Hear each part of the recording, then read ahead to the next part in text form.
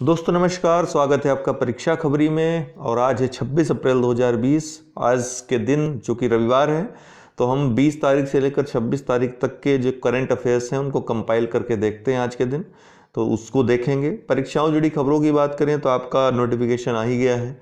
सीटें लगातार बढ़ रही हैं, तो सीटों के बारे में बिल्कुल चिंता नहीं करना है आपको। तो एक सीट के लिए लड़ना है, एक पोस्ट पाना है, तो इतना वैसे भी नहीं सोचना है 100 सीट है तो भी। दूसरी बात है कि आप एग्ज़ाम के लिए अगर परेशान है कि 21 जून को एग्ज़ाम होगा, हमारी तैयारी नहीं हो पा रही, तो उसके लिए भी परेशान मत हो, क्योंकि 21 जून को एग्ज़ाम होना संभव नहीं है। अभी पहले 2018 का मेंस का रिजल्ट आएगा, उसका इंटरव्यू का प्रोग्राम होगा सबसे पहले। 2019 का मेंस अभी है, बीईओ का एग्ज़ाम, आरओ एआरओ का एग्ज़ाम पहले होगा, बाद में प्रीलिम्स 2020 का एग्ज़ाम होगा, ठीक है ना। तो इसी क्रम से एग्ज़ाम होंगे। अभी तो फिलहाल कल जो परसों निर्णय हुआ यूपी गवर्नमेंट का, उसके अनुसार कोई परीक्षा निकट भविष्य में होना लगता नहीं कि हो पाएगा, क्योंकि जून में उन्होंने गैदरिंग को एकदम से मना कर दिया है। तो वैसे भी सबसे ज़्यादा गैदरिंग तो एग्ज़ाम टाइम में ही होती है, तो ऐसा रिस्क कभी नहीं लेगी, कोई भी गवर्नमेंट नहीं लेगी। तो उत्तर प्रदेश गवर्नमेंट भी ऐसा रिस्क नहीं ले सकती है। और कोई अपडेट आती रहेगी तो हम आपको बताते रहेंगे। जैसा कि आपको मालूम है, इस चैनल का नाम अब लेट्स क्रैक यूपी एग्जाम्स हो गया है, जहां पर आपको टॉप एजुकेटर्स के द्वारा क्वालिटी कंटेंट के माध्यम से आपको लर्निंग कराई जाएगी। सबसे महत्वपूर्ण बात आपको बता दूं कि अगर कोई आपको लगता है कि ऐसा और विषय आपको चाहिए या फिर कोई और कोर्स के लिए आपको तैयारी करनी है, ठीक है, तो या कोई और एग्ज़ाम है, तो आप हमको सजेस्ट कर सकते हैं। हम उसके लिए विषय प्रोवाइड करा देंगे, एजुकेटर उसके लिए आपको तैयारी कराना शुरू कर देंगे। आपको मैं बता दूं कि इसीलिए इस चैनल को कोलैब किया गया है यूपी एग्ज़ाम्स में, लेट्स क्रैक यूपी एग्ज़ाम्स में, क्योंकि आपको यूपी एग्ज़ाम की तैयारी के लिए कोई एक प्लेटफॉर्म नहीं मिल रहा था, तो ये एक प्लेटफॉर्म पूरा आपको उपलब्ध कराएगा। तो चलिए शुरू करते हैं। 20 अप्रैल की खबर थी, shuttling to the top the story of PV Sindhu. ये कृष्णा स्वामी वी के द्वारा लिखित पुस्तक है। किसके ऊपर? पीवी सिंधु, जो कि स्टार बैडमिंटन खिलाड़ी हैं भारत की। Shuttling to the top the story of PV Sindhu. जय घोष दिवस, ये जिस तरह से भारत सरकार अर्थात प्रधानमंत्री ने घोषणा की थी कि ताली बजाने के लिए, दिया जलाने के लिए, उसी तरह का एक अभियान चलाया गया, जय घोष दिवस। किसके द्वारा? पंजाब सरकार के द्वारा। मैटरहार्न पर्वत, ये आल्प्स पर्वत का भाग है, हमने आपको नक्शे में दिखाया था, ठीक है। आल्प्स पर्वत जो है यूरोप, मध्य यूरोप का पर्वत है, बड़ा पर्वत है। और इस श्रृंखला में जो एक पर्वत है मैटरहार्न पर्वत, जो कि स्विट्जरलैंड में स्थित है, वहाँ पर भारतीय तिरंगे का प्रदर्शन किया गया। लगभग 1000 मीटर का भारतीय तिरंगा फहराया गया वहाँ पे, और कोरोना के खिलाफ एकजुटता से लड़कर जीत का संदेश दिया गया। और भारत की एकजुटता का यहाँ पर प्रदर्शन था, और प्रशंसा भी एक प्रकार की थी। मैटरहार्न पर्वत में न सिर्फ भारत बल्कि अन्य जो देश कोरोना के खिलाफ मजबूती से लड़ रहे हैं, उनके भी झंडे का प्रदर्शन होता आया है, ठीक है, मैटरहार्न पर्वत पे, उनकी हौसला अफजाई करने के लिए। तो ये महत्वपूर्ण है, पूछा जा सकता है, ठीक है। और तिरंगे का प्रदर्शन कैसे हुआ? तो ये लेज़र लाइट के माध्यम से हुआ था। आरोग्य सेतु की बात करें तो ये क्या है? राष्ट्रीय सूचना विज्ञान केंद्र द्वारा विकसित एक कोरोना ट्रैकिंग ऐप है, ठीक है। अब इसके बारे में तो हर कोई जान ही गया होगा, क्योंकि यही हमको बताता है कि हम कोरोना संक्रमित क्षेत्र से कितनी दूर हैं, कहीं हम पास तो नहीं पहुंच गए हैं।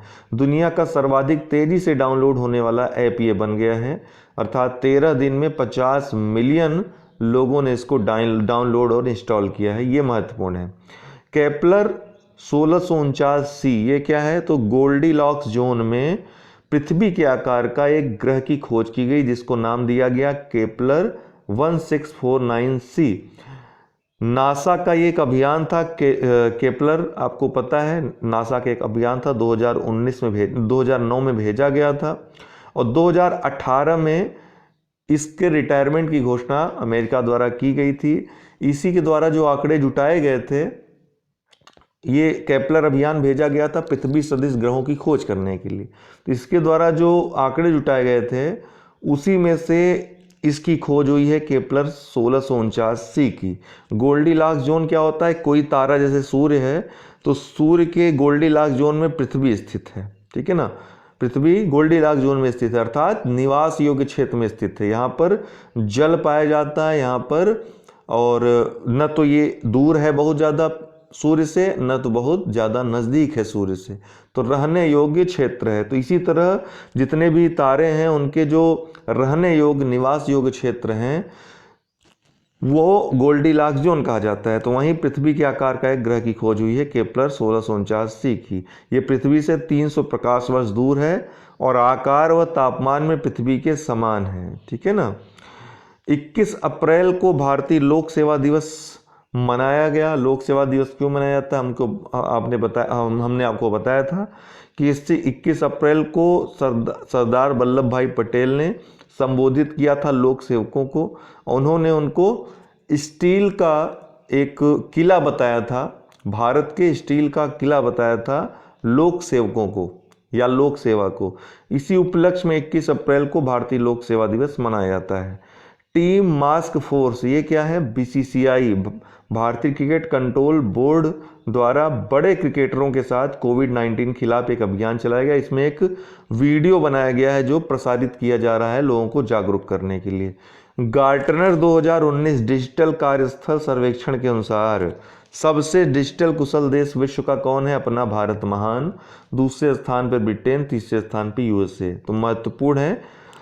अखिल भारतीय टेनिस संघ आजीवन अध्यक्ष, उपाध्यक्ष व आजीवन सलाहकार पद समाप्त इसने कर दिया।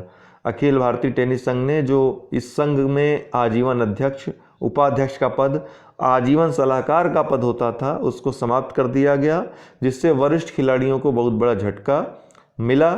और ये टेनिस संघ ने किसके कहने पर किया? खेल मंत्रालय के निर्देश पे।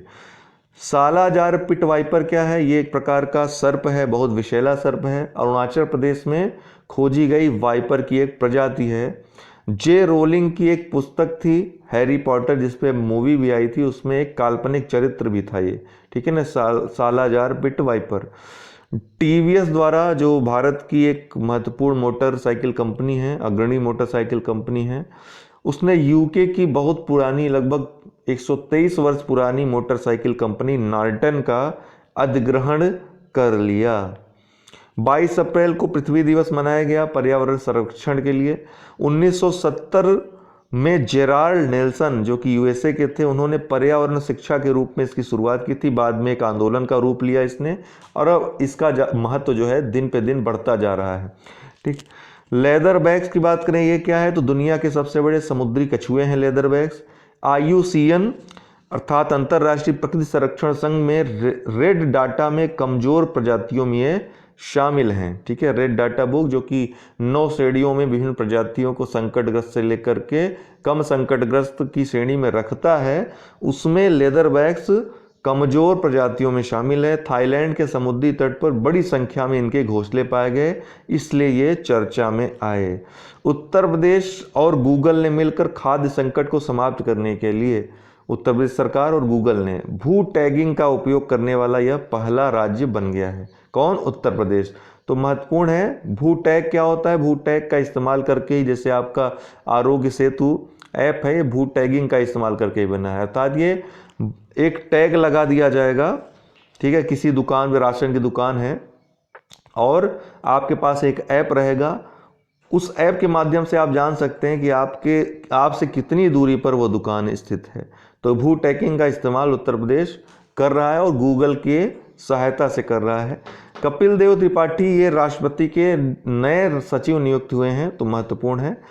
डेपो रिजोपुल बीआरओ बॉर्डर रोड ऑर्गेनाइजेशन, जो कि रक्षा मंत्रालय के अंतर्गत कार्य करता है सीमा क्षेत्रों पे, और जो कठिन क्षेत्र हैं जहां पर आए दिन कुछ न कुछ होता रहता है, हलचल होती रहती है, चटकन होती रहती है पुलों पर, वहां पर ये कार्य करता है। 27 दिनों में अरुणाचल प्रदेश में सुबनसिरी नदी पर डेपो रिजो पुल खड़ा कर दिया गया। इसकी लंबाई कितनी है? 430 फीट लंबी है। बाकी महत्वपूर्ण कर देखिए, हम केवल तेजी से पढ़ रहे हैं इसलिए क्योंकि हमने इस पर ऑलरेडी चर्चा कर दी है 7 दिनों में। तो आप उन जो प्लेलिस्ट में वीडियोस हैं जा करके उस डेट के वीडियो को आप देख सकते हैं।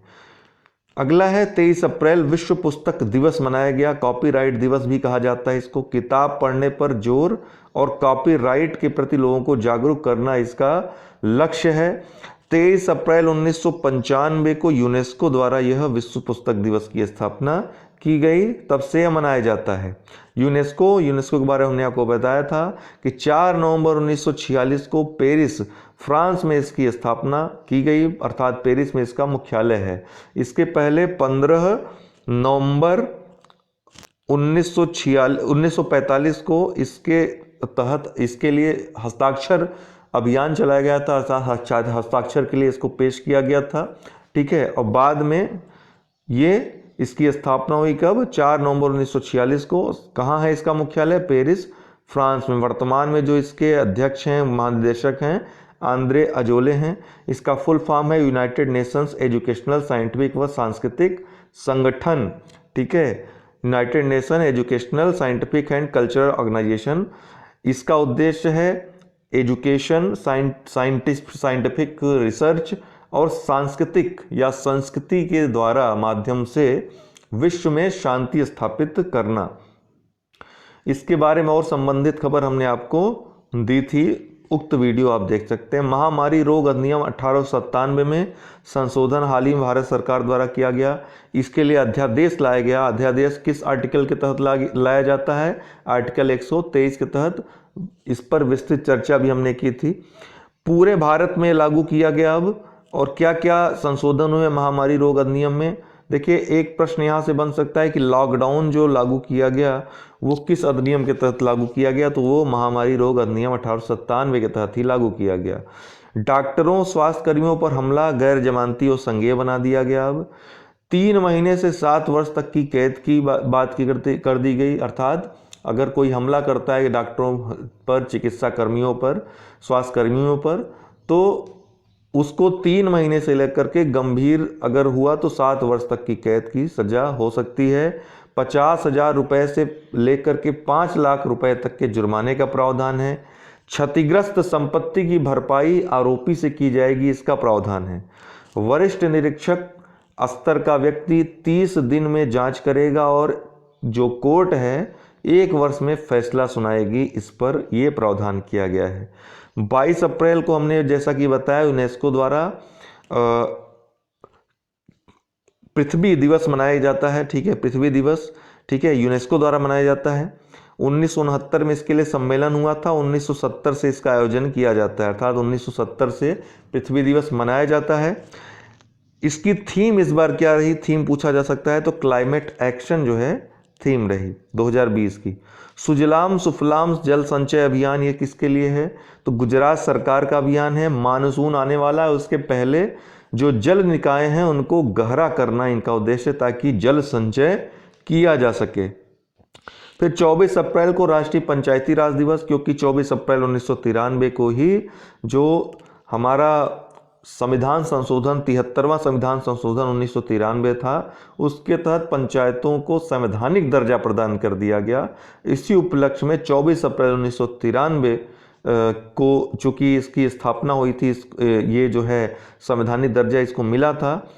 इसी उपलक्ष्य में वर्ष 2010 से राष्ट्रीय पंचायती राज दिवस मनाना शुरू किया गया और भारत सरकार इसको मनाती है। विभिन्न स्थानों पर विभिन्न कार्यक्रम इसके लिए आयोजित किए जाते हैं। इस बार भी भारत सरकार द्वारा ई ग्राम स्वराज पोर्टल, एक वेब पोर्टल लॉन्च किया गया। इसके अलावा स्वामित्व योजना, इसके तहत एक कार्यक्रम स्वामित्व योजना नाम का शुरू किया गया। ठीक है ना, कब? 24 अप्रैल को। न्यू डेवलपमेंट बैंक, इसके बारे में हमने बताया था आपको। इसकी 5वीं वार्षिक बैठक बोर्ड ऑफ गवर्नर्स की हुई, डिजिटल हुई, अर्थात ये वीडियो कॉन्फ्रेंसिंग के माध्यम से हुई, जिसमें केंद्रीय वित्त मंत्री निर्मला सीतारमण ने दिल्ली में वीडियो कॉन्फ्रेंस के माध्यम से भाग लिया। न्यू डेवलपमेंट बैंक, इसको ब्रिक्स बैंक भी कहा जाता है। ब्रिक्स देशों के द्वारा 15 जुलाई 2014 को इसकी स्थापना की गई थी। कहाँ? फोर्टालेजाम की गई थी, ब्राजील में, लेकिन इसका मुख्यालय कहाँ स्थित है? चाइना में। कहाँ पर? संघाई में इसका स्थित है, चाइना में मुख्यालय। एंथूरियम क्या है? तो तिरुवनंतपुरम, जो कि केरल की राजधानी है, वहाँ पर एक महिला डी वासनीबाई ने पर परागण द्वारा एंथूरियम के उच्च बाजार मूल्य वाली 10 किस्में विकसित की, जिसके कारण ये चर्चा में आया। एंथूरियम पूरे विश्व में लगभग सभी जो राष्ट्र जो पर्यावरण के प्रति सचेत हैं वहाँ पर इसके बारे में खोज की जाती है, इसको उगाया जाता है। ये फूलों की एक ऐसी प्रजाति है जो वायु को शुद्ध करती है, वायु में प्रदूषण जो खतरनाक रसायन है उनको हटाती है वायु से, तो एंथूरियम इसके लिए फेमस है। पीवी संधू ये बैडमिंटन वर्ल्ड फेडरेशन की IM बैडमिंटन जागरूकता अभियान की राजदूत नियुक्त की गई है। इसके तहत IM बैडमिंटन से जुड़े लोगों को बैडमिंटन के प्रति जागरूकता, इसके प्रति समर्पण जगाने के लिए अभियान चालू किया गया है। नूर क्या है? तो ईरान का पहला सैन्य उपग्रह है जो कि मैसेंजर प्रक्षेपक यान द्वारा लॉन्च किया गया। कौन? नूर। वैश्विक प्रेस स्वतंत्रता, इसके अलावा और हमने ईरान के बारे में बातें की हैं तो आप वो वीडियो देख सकते हैं। वैश्विक प्रेस स्वतंत्रता सूचकांक जो कि रिपोर्ट विदाउट बॉर्डर द्वारा जारी किया गया 180 देशों हेतु। नॉर्वे लगातार चौथे वर्ष पहले स्थान पर रहा। भारत पिछले वर्ष 140वें स्थान पर था, इस बार लुढ़क करके 142वें स्थान पहुंच गया। सबसे अंतिम स्थान उत्तर कोरिया का है, जबकि चाइना सिर्फ 3 स्थान उत्तर कोरिया से ऊपर, अर्थात 177वें स्थान पे चाइना है। दोस्तों आपको मैं बताना चाहता हूं कि आप अनअकैडमी लर्निंग ऐप अवश्य डाउनलोड कर लें, इंस्टॉल कर लें। यहाँ पर आपको जितने भी कोर्सेज हैं यूपी संबंधित, कोई भी एग्ज़ाम संबंधित मिल जाएंगे। इसके अलावा आपको सब्सक्रिप्शन के माध्यम से क्लासरूम जैसा माहौल मिलेगा, आप कोई भी पढ़ाई अपनी जो है कर सकते हैं, आराम से लाइव क्लासेस ले सकते हैं, ठीक है ना। कोई भी ऐसा विषय नहीं जो आपको, लगभग सारे विषय आपको अनअकैडमी ऐप पे मिल जाएंगे। 25 अप्रैल की बात करें दोस्तों तो विश्व मलेरिया दिवस 25 अप्रैल को मनाया जाता है। मई 2007 से यह दिवस मनाया जा रहा है, ठीक है, विश्व स्वास्थ्य संगठन के द्वारा। तो विश्व स्वास्थ्य संगठन की जो कार्यात्मक इकाई है विश्व स्वास्थ्य सभा, उसका जो 60वां सत्र आयोजित हुआ था, उसमें ही मई 2007 से इसको मनाने का निर्णय लिया गया था, ठीक है ना। 25 अप्रैल को ये मनाया जाए ऐसा निर्णय लिया गया था विश्व मलेरिया दिवस के विषय में। WHO का मुख्यालय कहाँ है? जेनेवा में है, स्विट्जरलैंड में। और WHO की स्थापना कब हुई थी? 7 अप्रैल 1948 को। हाल में WHO हो रहा है क्योंकि वैश्विक महामारी एक कोरोना वायरस फैला है, तो WHO की चर्चा लगभग हर वीडियो में हो रही है। विद्या दान 2.0 ये क्या है? ये HRD मिनिस्ट्री जो कि मानव संसाधन विकास मंत्रालय है, मंत्री कौन है? रमेश पोखरियाल निशंक, उनके द्वारा आरंभ ई-लर्निंग सामग्री योगदान हेतु राष्ट्रीय कार्यक्रम है जिसका नाम विद्यादान 2.0 है। यह दीक्षा ऐप के माध्यम से संचालित होगी। कोसोवाल पुल ये क्या है? बॉर्डर रोग संगठन और के द्वारा निर्मित रावी नदी पर निर्मित 484 मीटर लंबा एक पुल है, कोसोवाल पुल। इसकी स्थिति ऐसी है कि पीछे इसके रावी नदी है और इधर बॉर्डर है भारत पाकिस्तान का, तो एक सामरिक दृष्टि से बहुत महत्वपूर्ण ये पुल है। कासोवाल पुल रावी नदी पर स्थित है और बॉर्डर रोड संगठन ऑर्गेनाइजेशन द्वारा ये निर्मित किया गया है। न्याय के लिए शिक्षा, एजुकेशन फॉर जस्टिस, ये दोहा घोषणा पर आधारित एक कार्यक्रम है जो कि UNODC संयुक्त राष्ट्र मादक पदार्थ व अपराध कार्यालय office on drugs and crime के द्वारा शुरू किया गया है। 1997 में UNODC का गठन हुआ था। यूनाइटेड नेशंस की एक विशिष्ट संस्था है, इसका मुख्यालय वियना में, ऑस्ट्रिया में, और ये महत्वपूर्ण report the world drug report जारी करता है। न्याय के लिए शिक्षा का जो उद्देश्य है वो अगली पीढ़ी को अपराध व कानून के प्रति जागरूक करना। इसके लिए प्राथमिक, द्वितीयक, तृतीयक स्तर पर, अर्थात हर स्तर पर बच्चों को जो शिक्षा प्राप्त कर रहे हैं उसमें न्याय के लिए शिक्षा को ऐड करना, अर्थात अपराधों के बारे में जागरूक करना, अपराधों के विषय में बताना कि कौन सा कार्य अपराध है, हमें अपराध नहीं करना चाहिए, अपराध के लिए दंड का प्रावधान है, इसके प्रति जागरूक करना, ठीक है, और अन्य जो चीज़ें अपराध से रिलेटेड हैं, इसका उद्देश्य है। और आज है 26 अप्रैल, आज विश्व बौद्धिक संपदा दिवस है और ये किसके द्वारा मनाया जाता है? WIPO, world intellectual property organisation, वैश्विक बौद्धिक संपदा संगठन, जो कि विश्व बौद्धिक संपदा दिवस मनाता है। ये दोस्तों वीपो, इसकी स्थापना स्टॉकहोम में एक सम्मेलन होता है, उसमें एक संधि के माध्यम से की गई थी 1967 में। ये लागू हुआ 26 अप्रैल 1970 को। इसी उपलक्ष्य में 26 अप्रैल को विश्व बौद्धिक संपदा दिवस मनाया जाता है। बाद में यूनाइटेड नेशन से, संयुक्त राष्ट्र से जुड़ गया ये संस्था 1974 में। तो संयुक्त राष्ट्र की एक संस्था है, याद रखिएगा, ठीक है। भारत इसमें शामिल हुआ था 1975 में कि अब संयुक्त राष्ट्र में जब शामिल हो गया, चलो हम भी शामिल हो जाते हैं।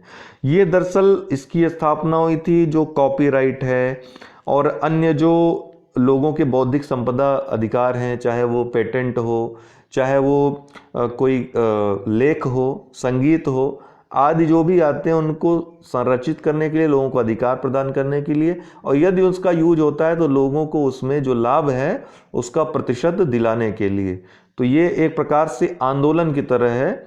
आज वैश्विक बौद्धिक संपदा पे बहुत ज़्यादा कार्य हो रहा है। जैसे भारत में देखिए GI टैग लगातार प्रदान किए जा रहे हैं, तो विश्व भर में इसके प्रति लोगों को जागरूकता तो बढ़ी है। तो इसका एक बढ़िया जो है परिणाम देखने को मिल भी रहा है। इसका हेडक्वार्टर दोस्तों जेनेवा में है, स्विट्जरलैंड में। कुआलालंपुर ये मलेशिया की राजधानी है। इसको वर्ष 2020 के लिए यूनेस्को के द्वारा विश्व पुस्तक राजधानी, विश्व पुस्तक दिवस 23 अप्रैल को था, हमने आपको बताया, उसी के दिन जो है इसको विश्व पुस्तक राजधानी घोषित किया गया। किसे? कुआलालंपुर को, यूनेस्को के द्वारा। डिकॉय प्रोटीन क्या है दोस्तों? वायरस को आकर्षित कर उसे नष्ट करने वाला एक कृत्रिम प्रोटीन है। तो एक बहुत महत्वपूर्ण इसके द्वारा एक संदेश आया है कि डिकॉय प्रोटीन का अगर विकास किया जाए, ठीक है, बड़ी मात्रा में, तो कोरोना से लड़ने के लिए सबसे बड़ी, सबसे कारगर दवा ये साबित हो सकती है, डिकॉय प्रोटीन। तो यूनिवर्सिटी ऑफ लिचेस्टर में इसके लिए काम शुरू हो गया है और बहुत जल्द इसका निर्माण किया जाएगा और लोग इसके लिए जो है इंतज़ार भी कर रहे हैं, काफ़ी चर्चा में है, ठीक है। न्यूज़ चैनल्स पे भी काफ़ी देखा गया डिकॉय प्रोटीन के बारे में, लेकिन अभी आना इसका बाकी है और कोरोना पर कितना इसका असर होगा ये देखना बाकी है। अंबुबाची मेला असम का प्रसिद्ध मेला है, ठीक है। इस वर्ष का जो मेला है वो स्थगित कर दिया गया, ठीक है, क्योंकि गैदरिंग किसी भी तरह की खतरनाक है, इसलिए इस वर्ष का जो अंबुबाची मेला था वो स्थगित कर दिया गया है। मिल्क टी अलायंस काफ़ी चर्चा में है। ये क्या है? तो थाईलैंड के लोगों द्वारा प्रयुक्त शब्द हैं। किसके लिए प्रयोग किए गए? ताइवान और हांगकांग की संप्रभुता का समर्थन करने के लिए। आपको पता है ताइवान और हांगकांग चीन से अपने आप को अलग करने के लिए, आज़ाद होने के लिए डिमांड कर रहे हैं, बहुत समय से आंदोलन चल रहे हैं वहाँ पे। तो उसी का समर्थन करने के लिए थाईलैंड के लोगों द्वारा प्रयुक्त शब्द है milk tea alliance. Digital yuan क्या है? तो दुनिया की पहली डिजिटल करेंसी होगी जिसको लॉन्च करेगा चाइना, डिजिटल युआन को। दोस्तों आपको बता देना चाहते हैं, अनअकैडमी पे आपको कोई भी कोर्स यदि ज्वाइन करना है तो आप 1 वर्ष के लिए या 2 वर्ष के लिए अवश्य ज्वाइन करें। 1 वर्ष ज्वाइन करने से जो है आपका जो है फ़ायदा जो होगा वो ये होगा कि 1 वर्ष में आप उस कोर्स से रिलेटेड जितने भी वीडियोस आएंगे लाइव, आप उसको देख सकते हैं, उसका लाभ ले सकते हैं विथ PDF मैटर्स के साथ। और आप यहाँ पर रेफरल कोड जब यूज करेंगे, ये अनअकैडमी ऐप पे आप ओपन करेंगे सब्सक्रिप्शन के लिए, तो यहाँ रेफरल कोड मांगेगा और रेफरल कोड हमारा यूज़ करेंगे तो UD10 हमारा रेफरल कोड है। कोई भी आप कोर्स UD10 रेफरल कोड के माध्यम से अगर ज्वाइन करते हैं तो आपका फ़ी जो है उसमें 10% की छूट मिल जाएगी आपको। 12 महीने का कोर्स लेना चाहते हैं तो 7,000 पड़ता है। 24 महीने का कोर्स लेना है तो मात्र 9100 रुपये पड़ता है। तो आप कोई भी कोर्स अगर लॉन्ग टर्म के लिए ज्वाइन करते हैं तो आपको लाभ होता है। तो हम तो आपको सजेस्ट करेंगे अब लॉन्ग टर्म के लिए कोई भी कोर्स ज्वाइन करें। ऐसा नहीं कि आप UPPSC अगर ज्वाइन करते हैं तो आपको कोई एक ही विषय पढ़ने को मिलेगा। पूरा समस्त जितने भी पेपर्स हैं, पेपर्स से रिलेटेड जितने भी टॉपिक्स हैं, सबके आपको नोट्स और वीडियोस मिलेंगे। तो महत्वपूर्ण है ये कोर्सेस, आप जो है इसका लाभ उठाएं। टॉप एजुकेटर्स के द्वारा पढ़ाए जाते हैं। तो दोस्तों आज के लिए इतना ही। बहुत बहुत धन्यवाद।